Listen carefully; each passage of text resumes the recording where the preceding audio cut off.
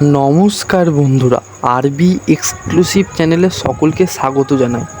তো আজকে ISL, Indian football এবং এআইএফএফ কেন ফিফা ব্যান খেতে পারে বা কি করলে ফিফা ব্যান খাবে না, সেই সম্পর্কে পুরো ডিটেলসে সহজ ভাষায় বুঝিয়ে দেবো।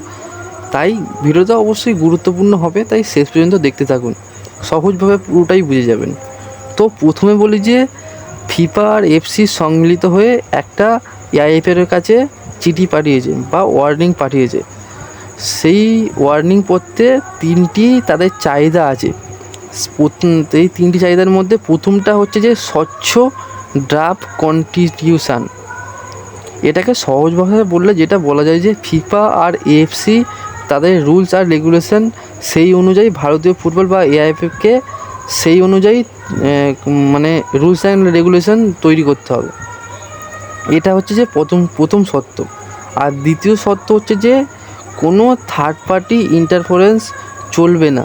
মানে থার্ড পার্টি বলতে আমাদের সুপ্রিম কোর্টকে বোঝাচ্ছে। তো ফিফা কিন্তু আমরা জানি প্রচণ্ড স্ট্রিক্ট, তাই কোনো দিনই চাইবে না যে ভারতীয় ফুটবলের কোনো সমস্যা হোক, কারণ তারা চায় যে ইন্ডিয়ান ফুটবল গ্রো করুক। তাই ফিফা চায় যে এআইএফএফ যেন ভারতীয় ফুটবলের কোনো সমস্যা হলে সেটা নিজেই সলভ করে, এর মধ্যে কোনো থার্ড পার্টি বা সুপ্রিম কোর্ট না আসে।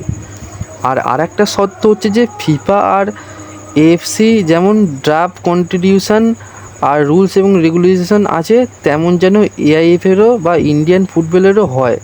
এই তিনটি শর্ত ছিল। এবার এই তিনটি যদি শর্ত এআইএফএফ পূরণ করতে পারে তাহলে ইন্ডিয়ান ফুটবল ব্যান হবে না। আর একটা বিষয় বলি যে ফিফা চায় যে স্পোর্টস কনস্টিটিউশন এর ফাইনাল রিপোর্টে যেন সুপ্রিম কোর্ট খুবই তাড়াতাড়ি এআইএফএফকে দিয়ে দেয়।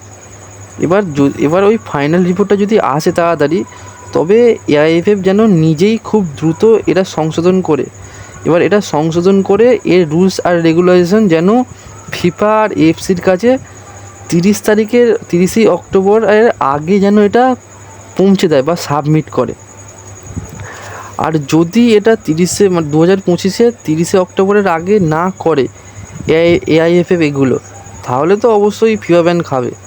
মানে সহজ বাংলা ভাষায় যেটা বলা যায় যে এআইএফএফ নিজেই নিজের বাঁশ খাওয়ার জন্য প্রস্তুত থাকবে, না হলে কী বলুন, সেটাই তো হচ্ছে। তো এবার বলি যে এর ফলে কি ক্ষতি হতে পারে ভারতীয় ফুটবলের। তো প্রথমত কোনো ভারতীয় ইন্টারন্যাশনাল মানে ফিফার আন্ডারে যেগুলো আছে এবং এএফসির আন্ডারে যে ইন্টারন্যাশনাল ফুটবল আছে কোনো কিছুই খেলতে পারবে না ভারত।